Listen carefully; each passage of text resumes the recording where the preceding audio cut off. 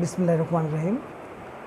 সম্মানিত police super জনাব Mohammad Nazmul Hasan, PPM সেবা, পুলিশ সুপার দিনাজপুর মহোদয়ের নির্দেশে আমরা অস্ত্র উদ্ধার, মাদক উদ্ধার সহ বিভিন্ন অভিযান পরিচালনা করে আসতেছি। এর প্রেক্ষিতে গত রাতে আন্তজেলার 4 জন ডাকাতকে আমরা গ্রেপ্তার করতে সক্ষম হই এবং তাদের নিকট হইতে ডাকাতি কাজে ব্যবহৃত বিভিন্ন অস্ত্র সরঞ্জামাদি ও একটি ট্রাক জব্দ করি। এই উক্ত ট্রাকটি দিয়েই তারা মূলত দেশের বিভিন্ন জায়গায় ডাকাতি করে আসতো। আর এই বিষয়ে আমাদের তদন্ত অব্যাহত আছে। তাদের সহযোগী আসামিদের শনাক্তপূর্বক গ্রেপ্তার করতে আমরা অভিযান পরিচালনা করছি। ধন্যবাদ সকলকে। আসসালামু আলাইকুম।